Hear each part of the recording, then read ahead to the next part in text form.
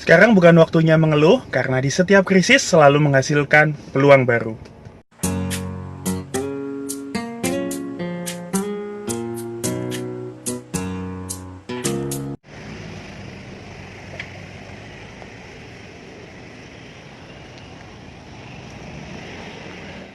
Hello, welcome back to Ron Samara Channel. Thank you untuk kalian yang tetap tonton video-video yang saya upload. Thank you untuk kalian yang sudah subscribe saya dan like video-video saya sebelumnya. Dan mungkin bagi kalian yang sudah share video itu karena dirasa bermanfaat, thank you sekali. Jadi terus support saya, terus subscribe this channel. Untuk kalian yang belum subscribe, silahkan subscribe dan nyalakan lonceng notifikasinya, karena saya akan terus berbagi hal-hal yang menarik yang akan kita bahas sama-sama dengan kalian. Ya, jadi kesempatan kali ini saya ingin ngajak kalian untuk berpikir sedikit. Saya ingin ngajak dan akan memberikan sesuatu yang menarik untuk kalian. Sebagian besar wilayah di Indonesia sudah mulai melonggarkan dan bahkan sudah tidak memperpanjang masa pembatasan sosial berskala besar atau PSBB. Seperti contohnya di Surabaya, Pemprov Jawa Timur sudah tidak lagi memperpanjang PSBB. Ini tandanya adalah roda perekonomian, geliat ekonomi akan mulai lagi berjalan dan akan mulai bergeliat lagi. Dengan catatan, protokol kesehatan masih tetap dijalankan dan harus tetap dijalankan. Pembatasan seperti social distancing dan physical distancing harus terus dilakukan. Oke. Nah, yang saya ingin ngajak kalian ngobrol adalah dan ingin membagikan sesuatu ke kalian adalah tahun 2020 adalah tahun yang sangat berat untuk saya pribadi dan bahkan mungkin untuk kita semua yang ada. Oke.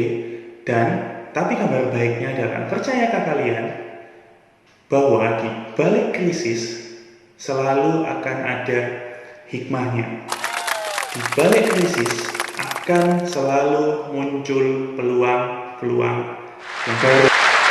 Jadi masih tempat sama, yang akan saya bagikan ke kalian adalah sesuai dengan kalian dan bidang yang saya tekuni. Jadi kabar baik yang mau saya share ke kalian adalah bahwa di setiap krisis ekonomi, di setiap krisis yang terjadi akan selalu ada peluang baru di bidang investasi properti.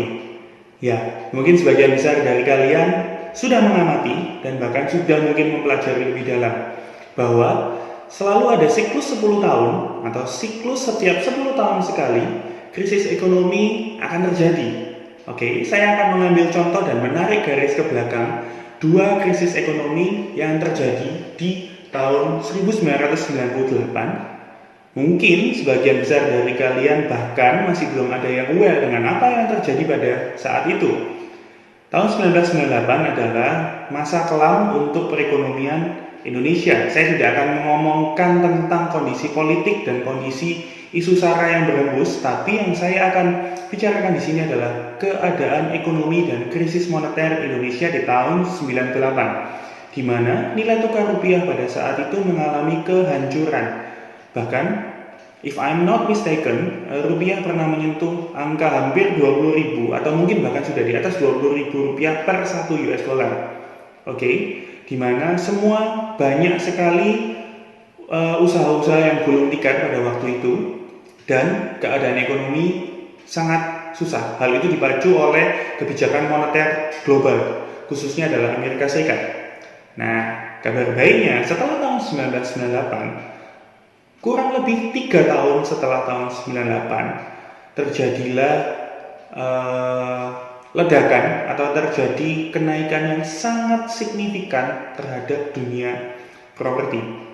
Pada saat 1998, keadaan ekonomi yang cukup parah di Indonesia waktu itu membuat harga properti diobral besar-besaran. Bahkan banyak orang yang menjual propertinya murah sekali dengan alasan keamanan, bahkan mungkin mereka menjual propertinya untuk sebagai modal mereka akan melanjutkan hidupnya di luar negeri. Nah, orang yang waktu itu menangkap peluang dengan membeli properti dengan harga-harga yang murah mengalami keuntungan yang luar biasa pada 3 tahun setelahnya. Harga properti melonjak sangat-sangat drastis.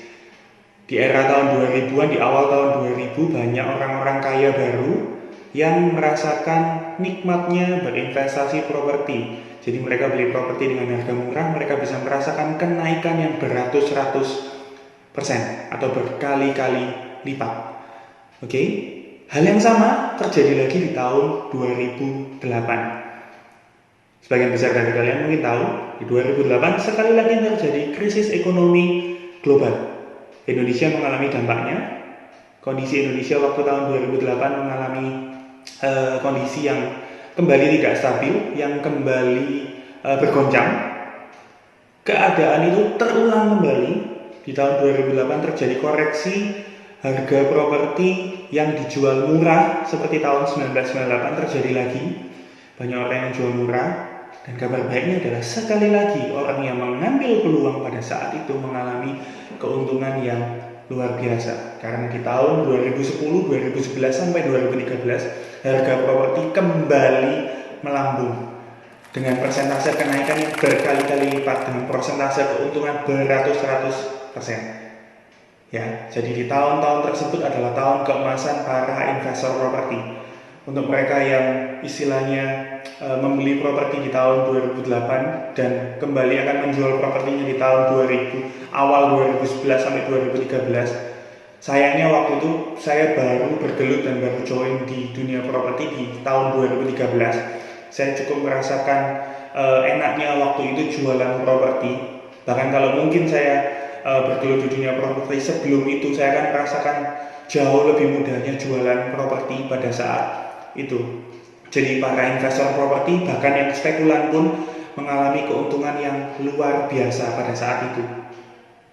Dan sekali lagi kabar baiknya adalah siklus ini kembali terjadi, teman-teman.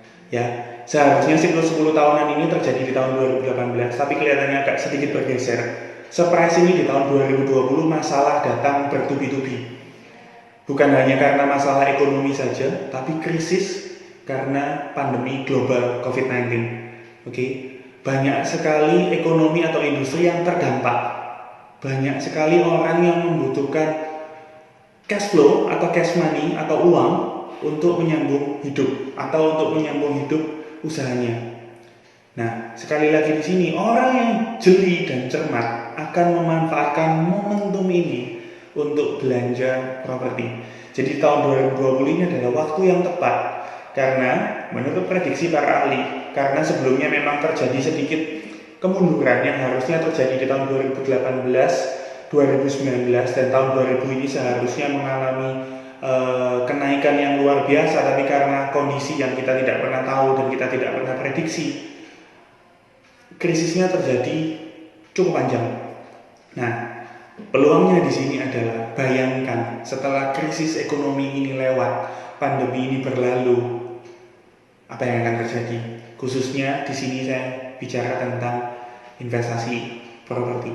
Harga saya yakin pasti akan kembali melambung, teman-teman. Jadi saat yang tepat untuk membeli properti dan belanja properti adalah sekarang, karena properti adalah kebutuhan pokok seperti yang saya sampaikan di video sebelumnya. Everybody needs a house, everybody needs a place to live. Oke, semua orang butuh properti. Untuk teman-teman kalian, untuk kalian para milenial atau para kaum muda yang belum kepikiran untuk beli rumah atau beli properti, sekaranglah saatnya. Karena kalian akan merasakan kenaikan dan keuntungan investasi properti kalian di at least sekitar 3 tahun ke depan. Jadi jangan pernah tunda untuk beli properti, teman-teman. Saya akan share pemikiran saya akan share apa yang saya tahu terus secara konstan dan update di Instagram saya yang bisa kalian lihat di sini di bawah ini @propertyronald. Jadi kalian bisa lihat di sana. Itu saja teman-teman yang mau saya bagikan. Thank you for watching. Sekali lagi terima kasih sudah meluangkan waktunya untuk melihat video ini. Terus support saya, keep support this channel. Jangan lupa subscribe dan nyalakan loncengnya. Thank you and God bless.